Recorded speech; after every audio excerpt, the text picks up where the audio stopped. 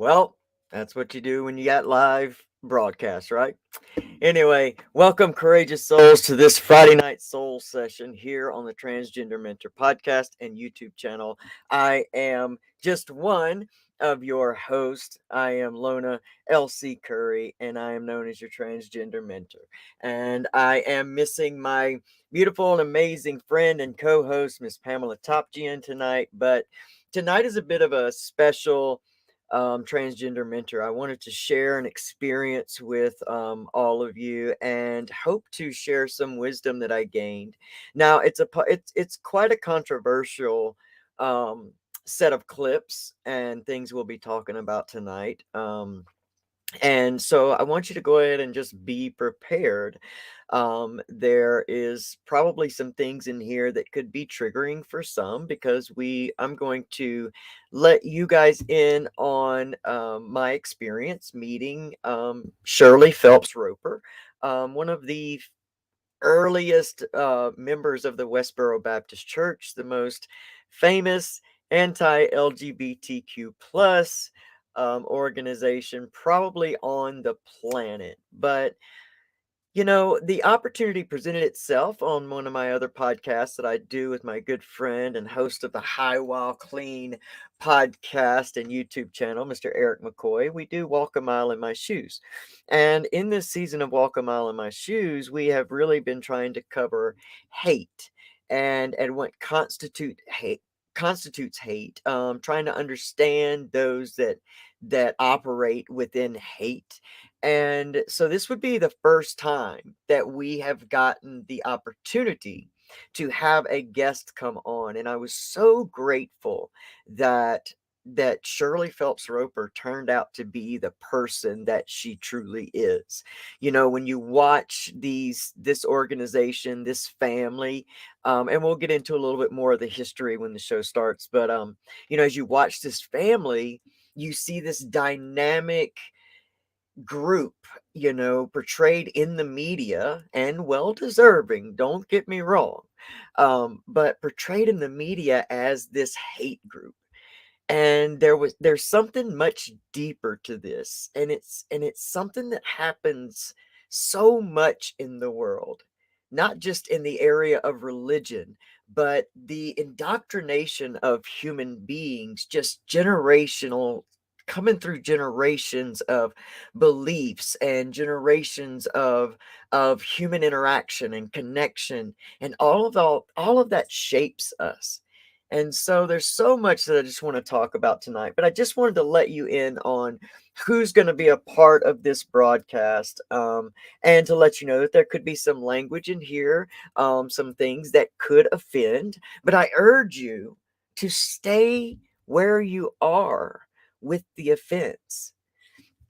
And I want to urge you, especially if you're part of the transgender community, because I do need to warn you, in some of the early clips, and it may be in all the clips that I have here tonight, there was a special sign. The Westboro Baptist Church are known for their anti-gay and homosexual and transgender and so much more.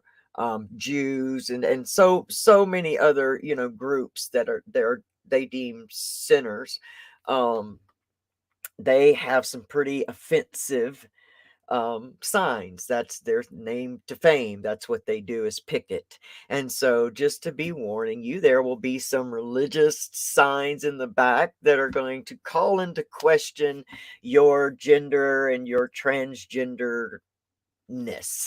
And I just urge you that if you do feel that inkling of a tightening on the inside of you, or just a feeling of just anger, sit with that and understand that, just like I had to come to understand, because a year ago I would not have been able to sit down with this woman and meet her in love, meet her as a human being. But a year ago I asked a very serious spiritual question. And in fact, it was not a year, it was 2 years ago. But a year ago, a question was posed to me that threatened the identity of me being a trans man in the world. And without that question, that really made me upset and angry at the time, Without that question, I could have never gone to the deeper core or deeper inside of my own self and been able to sit with this woman, understand her points, and to help draw an interview out of her that is unlike any other interview she's ever given, because we met her with respect and I met her in pure love and acceptance. And so remember, when you are listening to this, that this is part of a family that has been indoctrinated to these ideas. And we're also going to talk about some of the history and where I think that some of their ideas became founded and why they continue to run away today. So let me just stop talking here. But I'm just I want to protect your feelings, but at the same time, I want you to grow through those feelings. And so this is you're watching this very push and pull thing happening within me is, I don't want to offend. And yet, in order for us to grow in connection, we must offend. So please be aware that what you're going to see tonight is part of the Westboro Baptist Church. It is a very anti LGBTQ, homosexual, transgender, and so much more community religious organization. And there will be some signs in these videos that could or could not cause you some offense. And if they do, please ask yourself why. Why does it matter what she believes? Why does it matter what she says? Why does it matter what she says to you? Because you are not built for her approval. All right. If y'all are ready to get into this Friday night soul session with just me, LC, then let's do this. I'm ready. Let's go.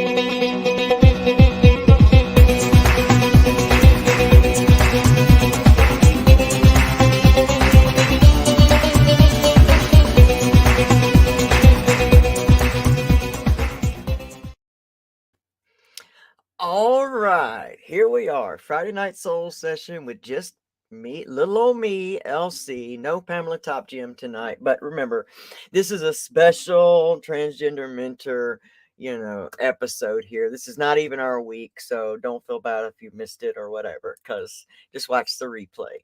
So I recently got this awesome opportunity to sit down with one of the founding, well, probably the first generation of the Westboro Baptist Church.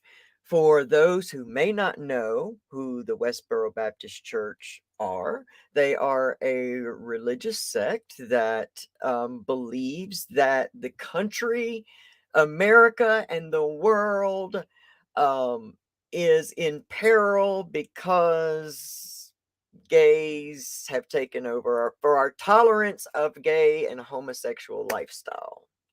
And so their tactic of spreading their gospel is to go out to, pride parades all over the country, and they picket. Now, these are not this has evolved. It started out as just a anti-homosexual organization, church, um, and it has evolved now to cover many other different groups of people, to Jewish people and soldiers and just so many. And so doing research upon this, the what you see on the internet is honestly a bit scary. They are actually on the register of a hate group. um they are considered a hate group. And I didn't really honestly know who I was going to be meeting when we got this opportunity. And it was presented within just days. When I mean we got the opportunity, said yes, we were recording within just days. But I knew when the opportunity came, as my friend Pamela will say, it was a hell yes on the inside of me. When it was presented to me that we would get to do this, you know, immediately I just felt this overwhelming sense of like warmth and compassion and just yes, this feels right. Now, right before we began the interview, my doubts, my logical thinking, my front brain, if you will, my conscious mind begin to come up and ask all these questions of, wait a minute, are you sure you're ready for this? You may be fixing to look in the eyes of evil. It it was, I nearly had a true panic attack. It was scary for a moment, and I just knew that I was in the right place. I just leaned in on, trying to control my breathing, getting to a place where I'm breathing through this, reminding myself that this is absolutely divine, that there is something in this that is absolutely ultimately for the betterment of myself and therefore humanity as a whole, because we change, human consciousness as we change ourselves. And so I just kept reminding myself of that. And immediately when Miss Phelps-Roper came on the screen, after just a few minutes of really sitting in her spirit. And let me also let you know, they made a special, I don't know if it was special for me, but they put it out special for me, a special trans picket sign. And I honestly felt really honored. They knew coming in that I was, transgendered, and Eric and I were co-hosts in this show, and it was explained to them what we wanted to talk about and the premise of the show.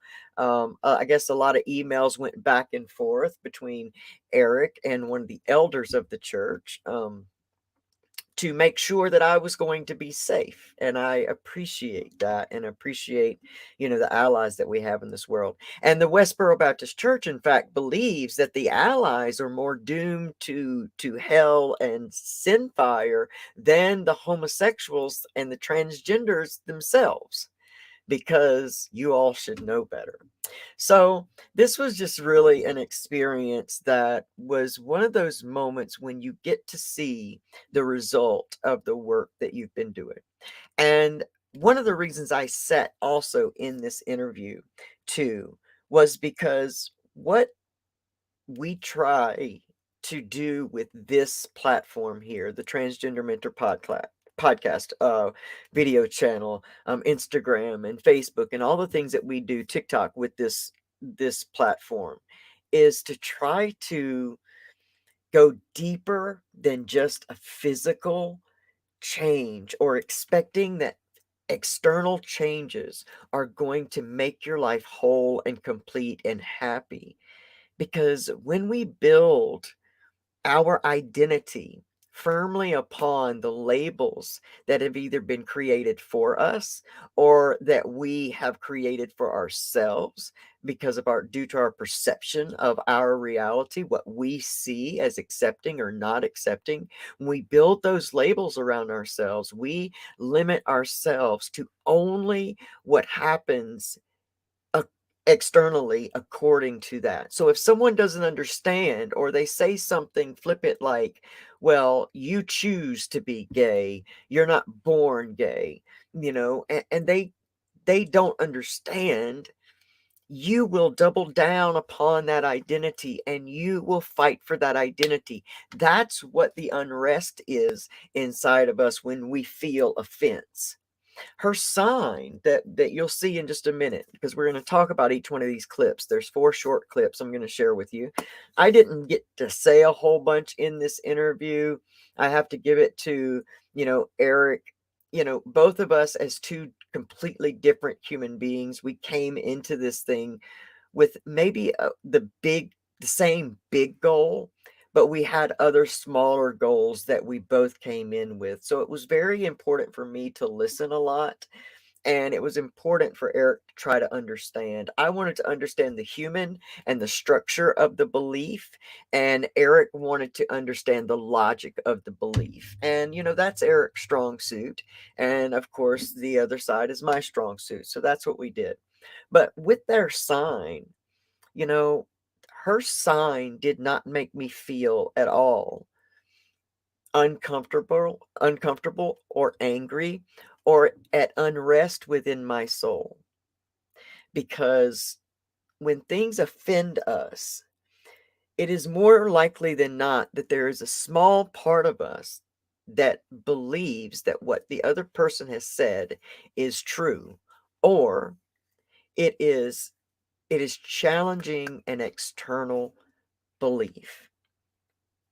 See, we are so much more than our external identity, than our bodies. We are so much more than that. And I think the marriage of the two is where God truly lives. And, you know, I've been on this massive awakening, having a lot to do with religion for about 2 years now. 2 years ago, I asked the question to find out. Well, no, I guess it was 3 years now because I'm about to be 4 years into my actual physical part of my transition.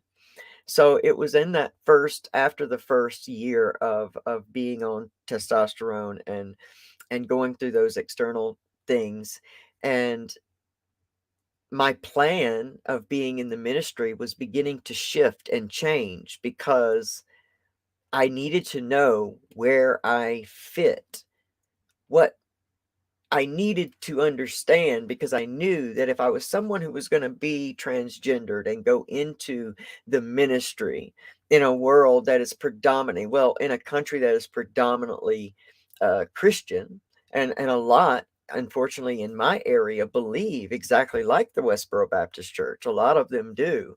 So these things that they say they're not unknowing to me. I'm absolutely used to hearing so much of this stuff because I grew up in the South. And it was part of the reason that I ran from myself for so long, and found that every step I took away from me in trying to wear my mask of just being a regular person so nobody sees the secret. Maybe I can just pretend like it's not here. Maybe I can do the things they're all telling me to do to make it be different. You know, there was not the further I got away from myself, the more darkness just came upon me. The more I had to try to numb all of that out, because when you're not living authentic to who you are, regardless of what that is, okay, so I'm transgender and I'm in recovery, from substance use.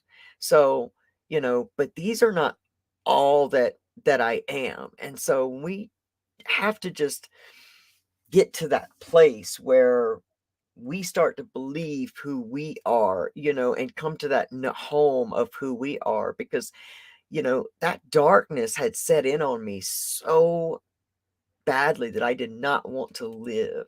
Like every day I woke up, I just wanted it to be the last day, because when we're not living authentic to ourselves, we are disconnected from the God within. And it doesn't matter what the name of that God within is. And what I can see in Westboro is that this is their belief. And it doesn't mean that it invalidates what I believe. It doesn't mean they're right. I don't fear that. I've gotten past that, because for the longest time I did fear that they were right. Not Westboro themselves, but growing up. And so, you know, well, I'm going to stop talking about it and let you get in it. But I just wanted to I brought some props tonight because I wanted to let you know where my journey began with all of this, so that you could see that I've done massive, massive study and research and feeling and healing over these past few years, couple of years since I asked that question, that I feel that I have been shown who I am in God. And so just like most people, I started here with this. And we've got A Course in Miracles, which I will be starting a daily Course in Miracles. We're going to do A Course in Miracles together on my Wisdom channel, which is Recovery Soul Food on Wisdom, the Wisdom app. So y'all go check that out. That's going to be starting next week. We're going to start in day one with A Course in Miracles. But, then we go here, Buddhism for Dummies, the Tao Te Ching, Secret Book of Wisdom, Bhagavad Gita.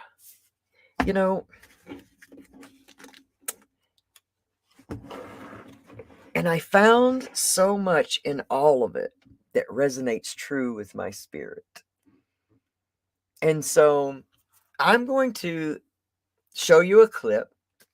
I'm going to start with where we introduced ourselves to her and introduced the show. Now, the reason I'm showing you this is because I want you to get the gist, the foundation of how I wanted to start this meeting with her. And I feel like in this very beginning, we set a tone of respect and love as a human being. So I want you to see her in this light in case you've seen her in other light on the media, or if you will see her after this. All right, so we're going to watch this together. McCoy, and this is Walk a Mile in My Shoes. And as always, I am with my co-host, Lona Curie. That's right. I'm Lona Curry, and I'm grateful to be here with my amazing friend and co-host, Eric McCoy, and our lovely guest tonight, Miss Shirley Phelps-Roper. I hope I said that correctly. And we're going to do some walking. We're going to walk a mile in some shoes, man. And I'm really, really excited for this.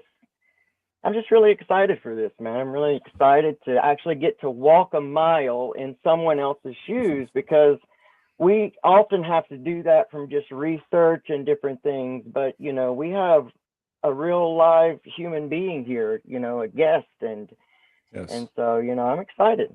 We do so many shows, and we reach out to a lot of people, and so many people don't want to do it. So, all right. So the purpose of this show has always been about the powers of being able to sit and talk with people who we may not fully understand. And we are going to work to do this today. And we are very honored to have a guest on our show today who is with Westboro Baptist Church. Now, before I introduce our guest, I want to explain, first of all, what is said about them.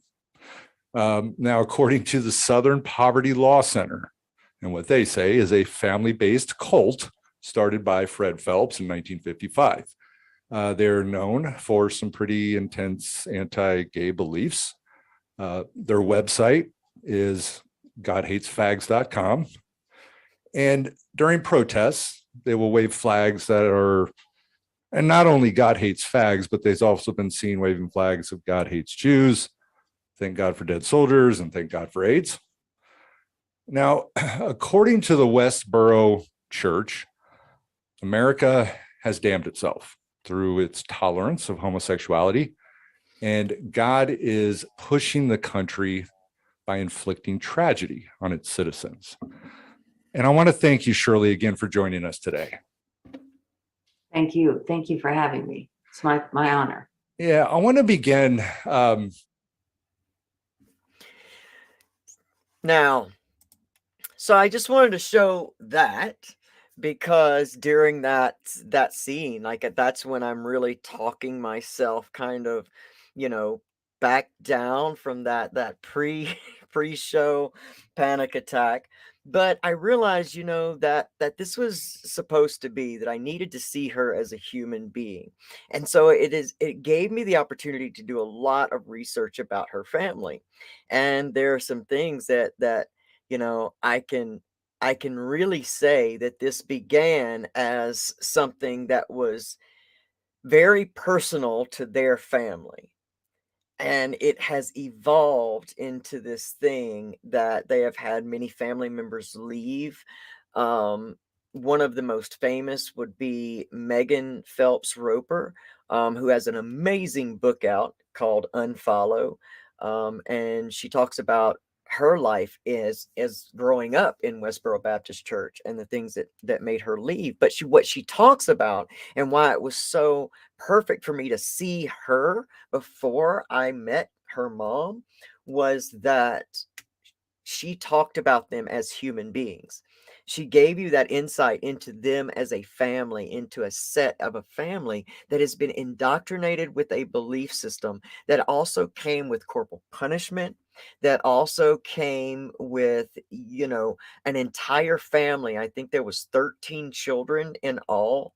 So, this was what was their daily life every single day. And in a couple of the other clips, what I finally get to understand is that it is not her that, and I even get the opportunity to ask her when it comes to her sign, with their signs, are they saying they hate, these people or this group of people, or are they saying that God hates the sin? And she answered that, very well by saying it has nothing to do with them. But if you want to know a little bit more about the humanity of these people and the sincere effect that indoctrination has on a young mind and how it absolutely shapes, it's why we know that babies are not born racist or filled with hate. It is all learned within environment, through indoctrination, whatever it is. And for every time that we sit our children in front of their televisions, or the tablets and all of those things, like, I grew up partly that way. My sister grew up a little bit more because mom's got to go out and work more. And so you know there is this happening, there is this indoctrination that is happening within. And I have great love for this family. And I believe that them as humans probably have great love for me, in that there's a very subconscious part. And I urge you to watch the full video. It's available on YouTube under Walk a Mile in My Shoes. Thank you. Pam just put it up. I appreciate that, Pam, so much. I urge you to watch the full video, because what you're going to see is the more times that she and I interact, eventually she subconsciously covers up that sign. Now, some people would say that's not a big deal. She just did it because it was first. No, no, no. You have to see what it takes for someone to subconsciously do something. And I had shown her respect, and she felt seen. And that's just the power of communication. It's why we do this. All right. So the next subject, I think she's going to talk about twisting scripture. Now, understand that she and Eric are going back and forth with the scripture. He's trying to understand. Remember, I'm just absorbing the humanity in her. I'm just absorbing the God in her. So, Premise of churches, I mean, every church has different perspectives on views of different things, Yes, but you don't get to twist and wrest the scriptures and say that that's just our take on it. You don't get to change the gospel of our Lord Jesus Christ, right, and say, this is just my take on it. This is how I interpret it. Peter said that the scriptures are not subject to any private interpretation. You don't get to just go off on a lark. You have to be, what you say about those scriptures has got to agree scripture with scripture. You don't get to go and make the scriptures all convoluted and conflicting and confusing. right. It's not confusing. The secret things belong unto the Lord our God, but the revealed things belong to us and our children so that we can obey. Right. It's Deuteronomy 29:29. now, I like that one, and let me tell you why. Because it's precisely what's happening as she's speaking. Like the the Bible leaves the most interpretation. It leaves so much room for interpretation. I mean, and the argument that never falls heavy on my heart when someone makes that argument, because that's precisely what we're all doing. And if we need it to fit an agenda, rest assured it can fit an agenda. And we know that because America absolutely is still trying to heal its stain of slavery, in which the scriptures were twisted and convoluted to make that okay. So, I'm not saying that I don't believe. I'm just personally commenting on this clip because this clip is precisely what's happening when someone believes that this is the sin of the land, and that, I think that I would not have it would be easier to understand, I think, if they only picketed the LGBTQ plus community, because we're kind of used to that. There's always radicals and there's always people. And, in I think 2012, I 2011 or 2012, I actually went to a pride weekend here close to where I live, and that was the first thing that I saw was one of their 8-year-old children holding a sign that said God hates fags. And I remember looking past the sign and just feeling heartbroken for the child because it was hot. They're holding a sign that they do not obviously truly understand, but is being now just indoctrinated into them. And they're not living these terrible lives where they're being beat and starved. They're living very happy, healthy family lives. So they're not seeing any other perspective than the perspective that's being built for them. And I could see that in that one child's face, holding that sign, sweating, and not wanting to, looking like they're, not wanting to be there, or whatever kids look like in the middle of the damn summer. So, I remember having that meeting with these people here. And so that I played that clip because, I just thought it was ironic. But okay. So we're gonna go on. Whatever this one is, we'll talk about it. Hold on. When you grew up, Fred go. Phelps was your father. Yes. Is that correct? Okay. So the church was created in 1955, right? That was, I believe. The church was a part of the East Side Baptist Church. Okay. And they wanted to start this work at Okay. Westboro Baptist Church. And they asked my dad to do that, be the preacher there. Okay. Now, when you grew up, did you have an option of thinking differently? I don't know what that means. Did I have an option? You mean, am I a free thinking human being? I mean, I guess I'm asking, I guess so. Here's the right answer. My path was set by the Lord my God. So what I think about things is only because he gave it to me to think that way. He gave me this, just like he gives everyone what they have. You don't have anything at all. Nothing in your hand, nothing in your possessions, nothing in your heart, your mind, your body. Mm-hmm. There's nothing about you that's not what the Lord God appointed. He created it, he appointed it, and he did it all for his pleasure. So if you say, am I free thinking? Then the answer is no. Paul said, a necessity is laid upon me. I don't have any choice but to believe what I find written in the book, and I want to understand it, and I seek that. Okay. And so, but if you mean, was I permitted in my environment to believe what I wanted? Well, that I have some siblings that went right on their way, and you can't make a person think something. You Correct. Can't make them do it. She's right. You can't make them do it, but you can set the tone to where their shame and we, as a lot of lesbian, gay, bisexual, and transgender youth understand this all too well, in that many of them try to deny themselves because of fear of the rejection of their families and being put out. Well, that's the same situation as this family. You know, if you don't agree, you're out. And for a lot of the people that have left, it's very heartbreaking to hear the stories of having to separate from, you know, their family, all that they've known.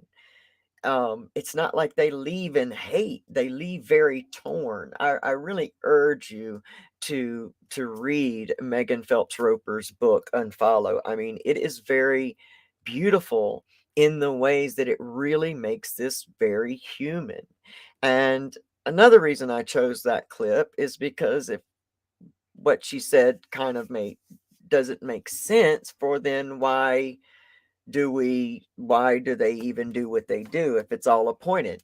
Now, I do believe that it's appointed. I do believe that I am, instead of being cursed to be, you know, have suffered childhood trauma, to be transgender and know that I was transgender since I was 4 years old, to spend all that time in, you know, what I felt like was the prison of my own body, to have gone through abuse for that and go through all of that stuff. I used to believe I was cursed, and now I do believe I was appointed. See, I believe there's a special place for, you know, all of us that are just different, you know, different than what society says is normal. But this is who we are, and we can embrace ourselves individually as all parts of God. All parts of God. How would God experience itself if it were not through us? And what do we do when we come into someone like Miss Phelps-Roper, or people that follow that belief? When we come into their lives, we test their faith. We test if they walk what they truly believe. And often they don't even realize that we are sent into their experience, just like they into ours, for our highest and best good as well, for us to achieve our best selves. Means that we go through different tests and things like this because they're growing experiences.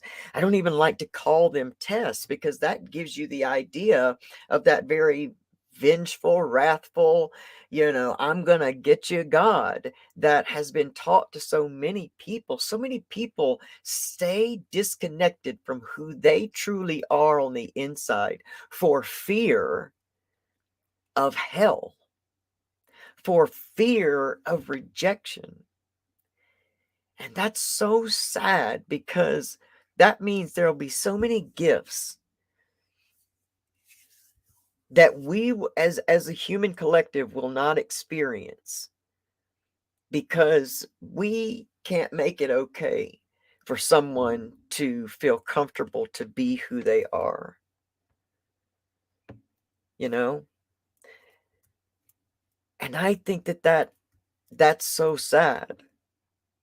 And I know that I almost left the world with all of my gifts within me too, because I thought somehow I was meant to be some kind of joke. I believed I was God's little joke. Everything I was hearing was clashing together, and it was producing this this spirit of shame that just kept me weighted down under the weight of my own prison, or my own inability to see my life as appointed and as a gift. And I do believe all in divine timing, because I can relate to so many people on so many levels now, whether it's someone that's trans, or gay, or someone who's been rejected by their families, or, you know, someone who's gone through substance abuse, going through substance abuse, been through rape and trauma and molestation and all of these things. This makes me able to see people past their trauma, past their indoctrination, past what they're spouting out that they think that is they're supposed to say to identify with their crowd or their side, because that's the society we live on. Pick a side or you're a coward. Pick a side or you have no loyalty. Pick a side or you're not important. You know, no. Pick a side of love and understanding. Pick a side of seeing, the God in each and every person, in each and every human being, in each and every breath of life, and in everything we see. That's what I've learned over these past couple of years. And it was hard, because when you ask a question like that, to know where you fit into this ministry, what's real about God, what's true, I want to know God. When you ask a question like that, then first what has to happen is you have to start becoming aware of all the beliefs that are already built within you. All of your own indoctrination you must now become aware of. And the way you become aware of it is placed in front of you in some way, shape, or form that generally offends you, hurts you, or shocks you wide open. And so there's a process in the beginning of this awakening that seems like it is doomed against you. Like you're thinking, oh my gosh, what have I done? But it has to be that way. So when things give you that feeling, that tense feeling, that offense, man, that's an amazing opportunity to take that thing apart and do some ultimate healing on that. And don't stop there. Go all the way to that root. Go down to where it really began and heal it. Because when you can live in peace with other people and their beliefs and what they're spouting, and you can stand strong and in love and in who you are as a human being, not just a trans human being or an addict human being, but I mean a human being, a divine expression in human form, as the most aligned you, meaning what feels most aligned with you on the inside and outside. That is who you are. That is who you are. All right, I got one last clip here. I don't even remember what this one is, so I'm just throwing it up here. Here we go. That, hey, you know what? I love you, and I want to let you know that you're sinning, right? That, you are moving away from God. Maybe you should, think about, do you think that that would be a more appropriate approach that would maybe touch people? Well, first of all, we have used more words in more ways than you can imagine. Let me put it to you this way. Let's just say that I have a baby, and I raise that baby, and that baby knows how much I love that baby as they grow. And I also teach them the gospel. Mm-hmm. And I tell them when they're doing, because it's my job. I'm the mom. Sure. My job. I have to tell them. Absolutely. How they're supposed to behave themselves. Teach them. What does the Lord your God require of you? It's my Deuteronomy 6 duty. Every day, in every way, with everything that I do and say, I have to teach them what the Lord their God requires of them. And then that child gets grown according to the law of the land, becomes an 18-year-old person. Mm-hmm. And then they say, nope, not going to do it. Now, did I love that child? Mm-hmm. Did I teach them the best? Can you imagine if I will go out and spend my money for all these years, spend my money to fly all over this country, drive for days,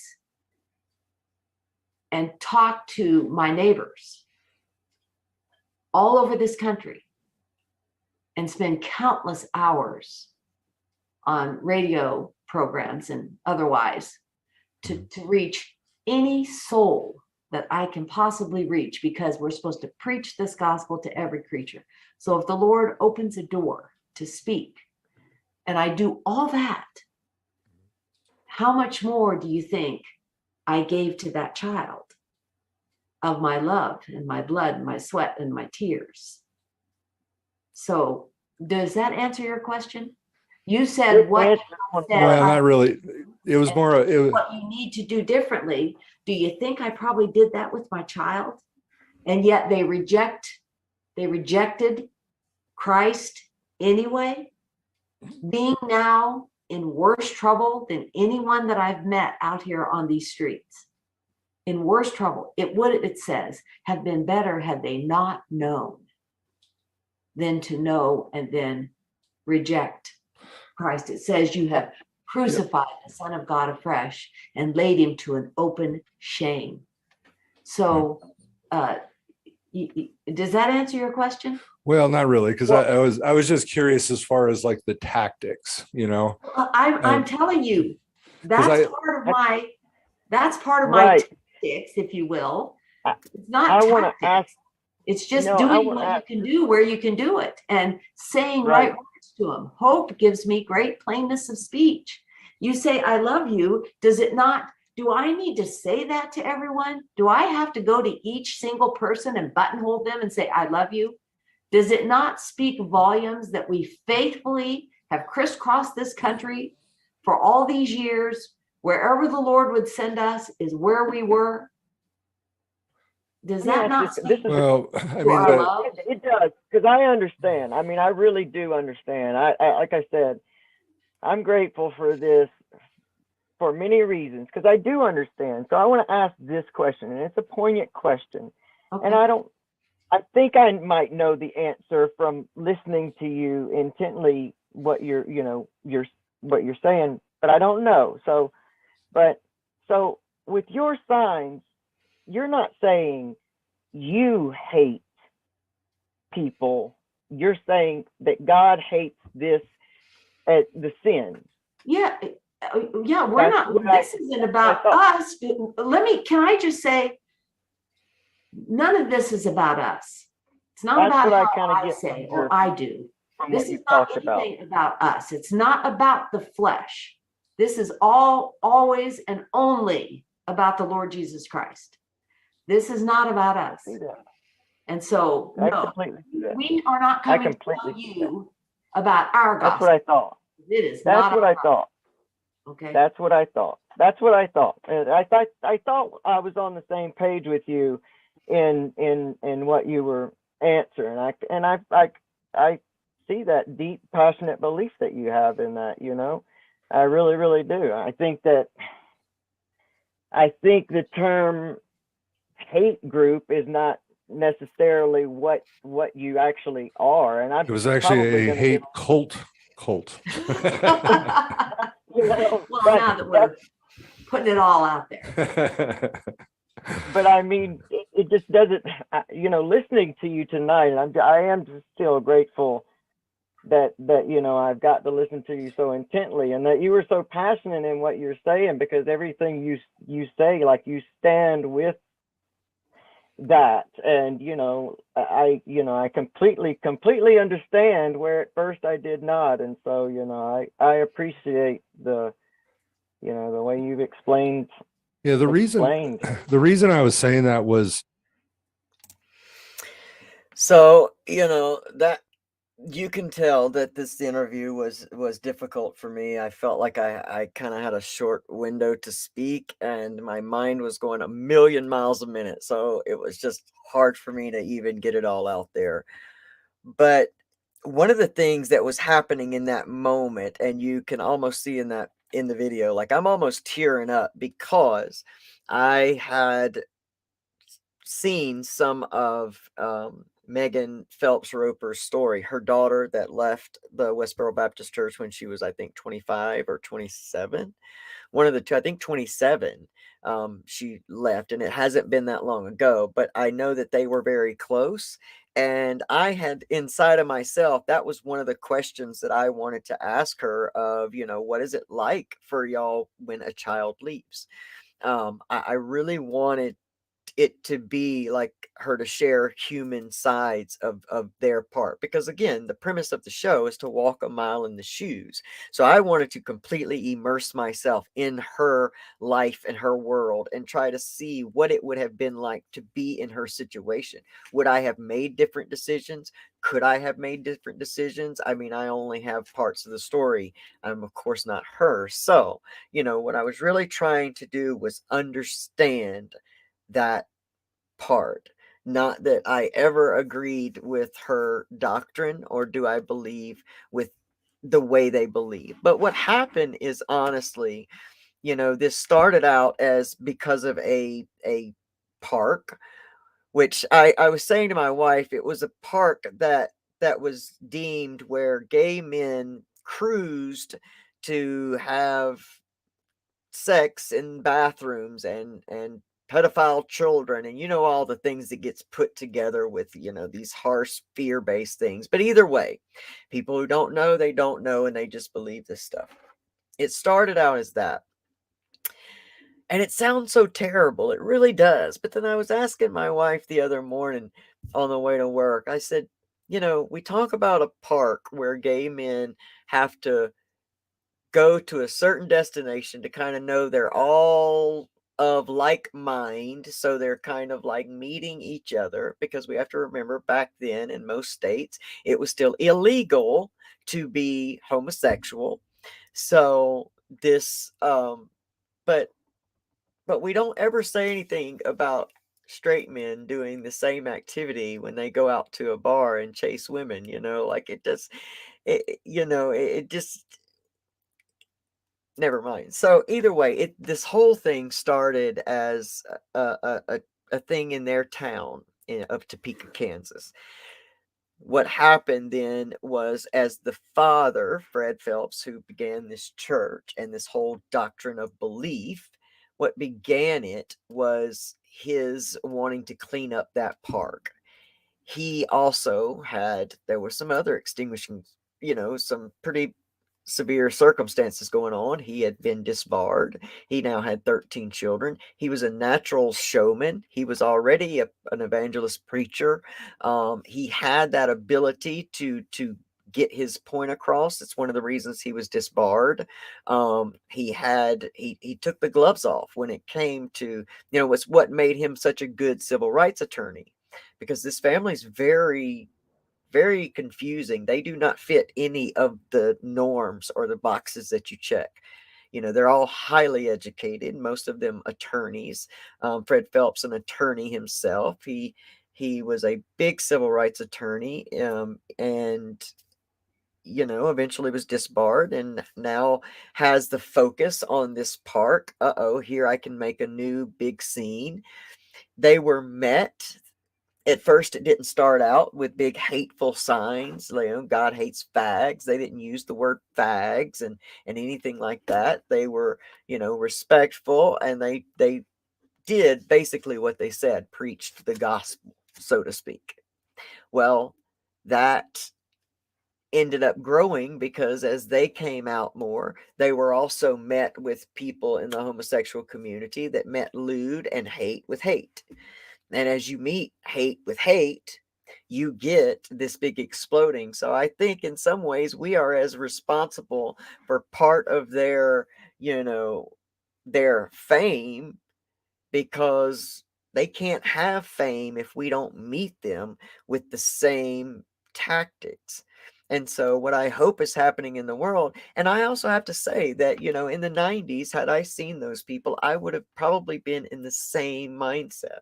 I would have probably been in that same place, because I was not awakened to true identity. I was like most of us, and just building identities based on, labels. And so I probably would have met them with the same hate and anger and lewdness. But what we can do in this time now, as we are awakening more to the possibility and the fact that we all are all one.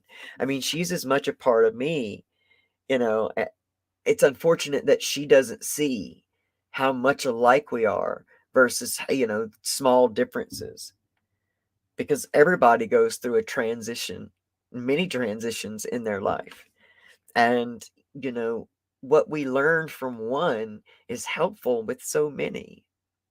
And so I know I didn't say everything tonight that I wanted to say, and I didn't get a chance to really, talk deeply about some of the things that I wanted to talk about here, but it's not over. My friend Pamela and co-host will be back, and I'm sure she will help me engage in this more, and we will pull more of a resource out of this, because what I want to say to the most courageous human beings on earth, and that's my trans community,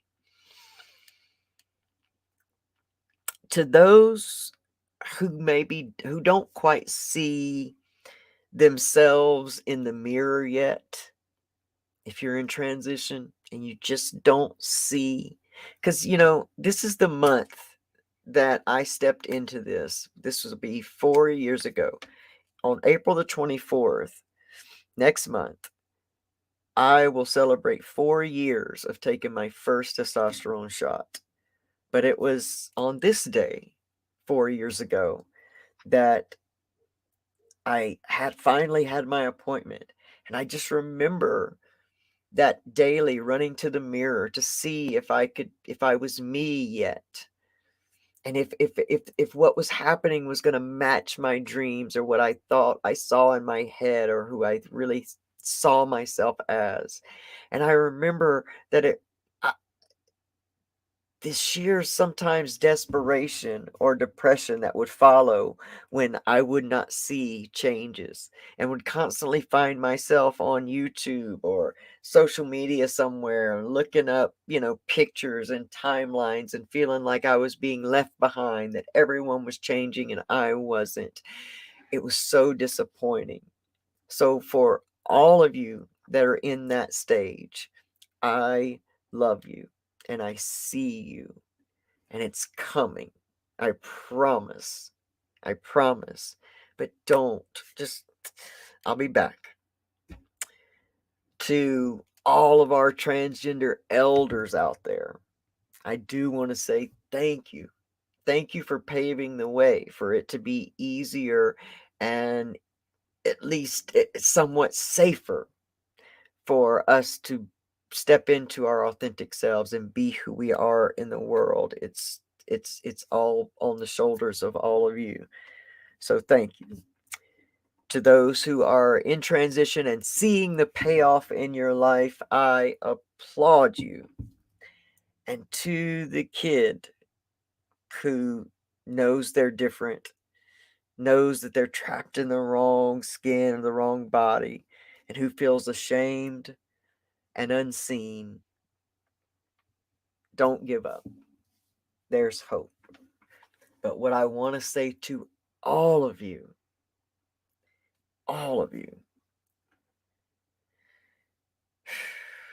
don't forget to work hard on your internal self.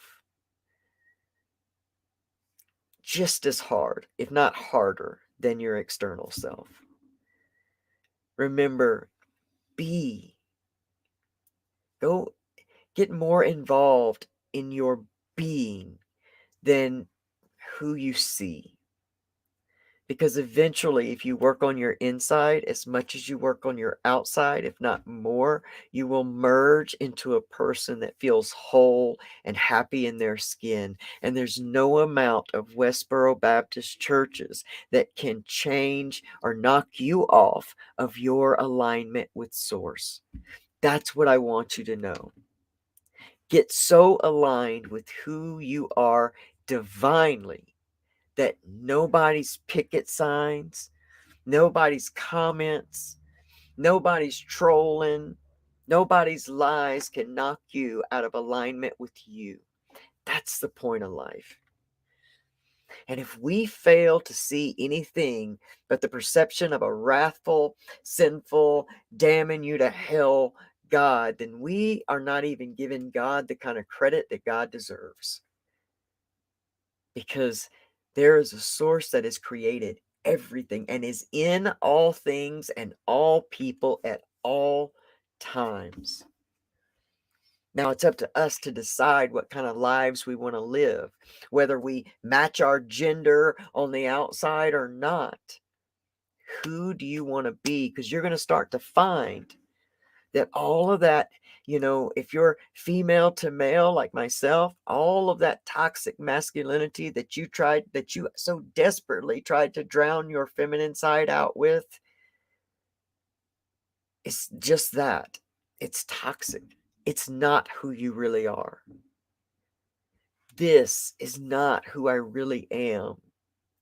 This is. And this is just an added bonus. So don't place all your hopes and dreams specifically on your external appearance, regardless of who you are.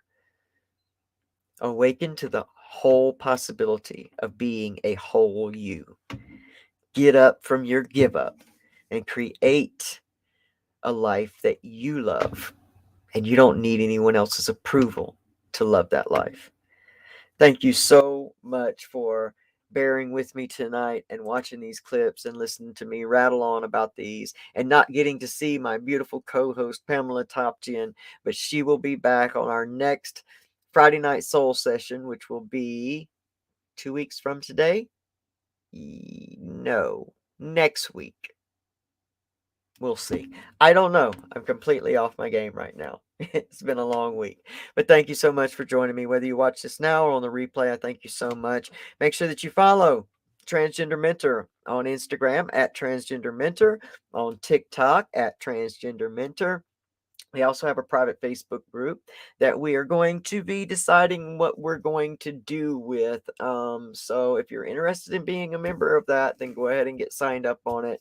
But we're going to be doing some restructuring and things. So we got some stuff that we're going to be bringing to you. And we promise it's going to get better and better and better, because that's what we're about, getting better and better and better. So until next time, know that I and Pamela love you, and we thank you for coming along this journey with us. You are an amazing and beautiful human being. Don't you ever forget that. And I love you. See you next time.